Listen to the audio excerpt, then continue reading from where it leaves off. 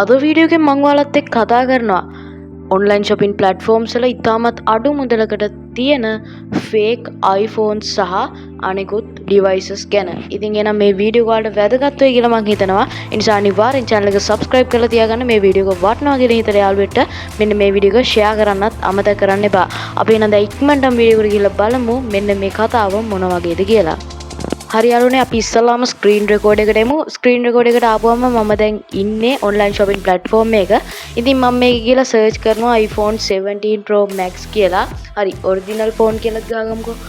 Original phone කියලා ගහලා මෙන්න මේක මම සර්ච් කරනවා. සර්ච් එකට ෆිල්ටර් වෙන්න දෙන්න. ඕකේ ඊට පස්සේ ටික වෙලාවකින් පස්සේ ඔයාලට රිසල්ට් එකක් හම්බ වෙනවා. මෙන්න මේ රිසල්ට් එකේ තියෙනවා රුපියල් 34000කට වගේ ප්‍රයිස් එක ආසන්න ප්‍රයිස් එකට තියෙන iPhone 17 එකේ ලුක් එකම තියෙන ඩිවයිස් එකක්. ඉතින් මෙන්න මේක දකිද්දිම ඔයාලට එන්න ඕන පළවෙනි ප්‍රශ්නේ තමයි iPhone 17 එකක් මෙන්න මේ ප්‍රයිස් එකට දෙන්නේ කොහොමද කියලා. හරි කමක් නැහැ. ඔයාට ඒක හිතුනේ නැහැ. හරි. අපි දැන් කතා කරමු මෙන්න මේකේ ඇතුලේ තියෙන දේවල් ගැන.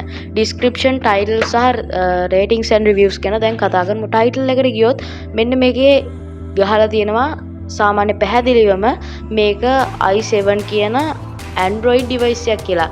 ඉතින් i7 කියන එක අයියකුරුවාට එක වගේ පේනවා. එතකොට 17 වගේ ඒ වගේ ෆීල් එකක් එනවා. ඉතින් මේ සෙලර් වලව රවට්ටලා තියෙනවා. ඉතින් එතකොට මෙන්න මේ සෙලර්ට අපිට මුකුත් කියන්න බෑ. මොකද මෙයා මේකට කිසිම වැරදි තොරතුරක් ඇතුළු කරලා නැහැ.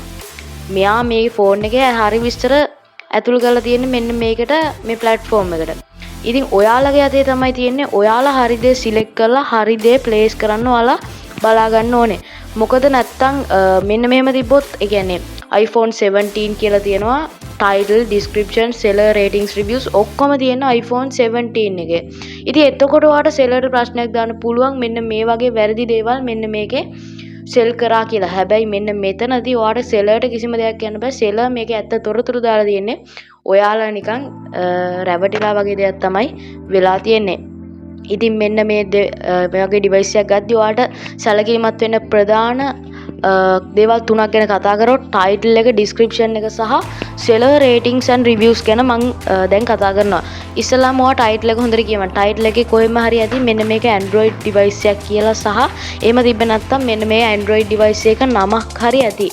ඔයා මේ ටයිටල් එක හැමම ChatGPT එකට දාලා බලන්න. එතකොට මෙයා කියයි මෙන්න මේක මේ වගේ ෆෝන් එකක් කියලා. ඊට පස්සේ ඔයා ඩිස්ක්‍රිප්ෂන් එකට ඇද්දි ඔයාට පෙන්නනවා 16GB RAM 2TB hard ඒ වගේ internal storage සහ capacity ගැන ඔයාලට ඉතාමත් බොරු විස්තර පෙන්නනවා.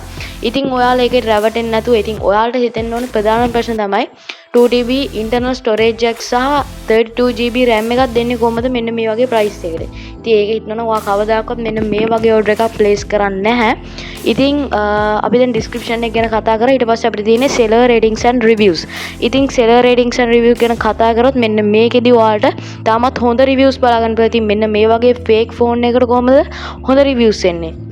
මේකට ප්‍රධානම කාරණේ තමයි ඉතින් මෙන්න මේකට බැඳුණු අය මේක ඒ කියන්නේ සෙලර්ගේ කීම් මත ඒ වගේ දේවල් මත මේකට හොර රේටින්ග්ස් කමෙන්ට් දානවා. ඉතින් එන්න එකෙන් ඔයා පරිස්සම් වෙන්න ඕනේ. මොකද ඔයාගේ සල්ලි නාස්ති වෙනවා නිකන් බොරුවට. මේ ඒ නිසා තමයි ඔයා මේකෙන් ඉතාමත් පරිස්සම් වෙන්න ඕනේ. ඉතින් මේ එකක් ගන්නදී මම ආයෙ මතක් කරනවා ඔයා දැනගන්න ඕනේ. ඒකේ සැලකිලිමත් වෙන්න ඕනේ ටිප්ස් තුනක් තියෙනවා.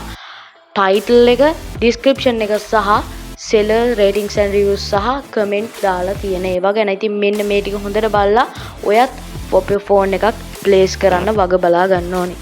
next කතා කරනවා අපේ වීඩියෝ එකේ ඊළඟ part එක වන ඉතින් ඔය online shopping platforms වල තියෙන refurbished සහ republished කියන devices ගැන. ඉතින් මෙන්න මේ refurbished සහ republished කියන device කියන්නේ මොනවාද? ඉතින් සරලවම කිව්වොත් මෙන්න මේවා පිටරටින් ආනයන කරලා අඩු මුදලකට ලංකාවෙ වෙන device වර්ගයක්.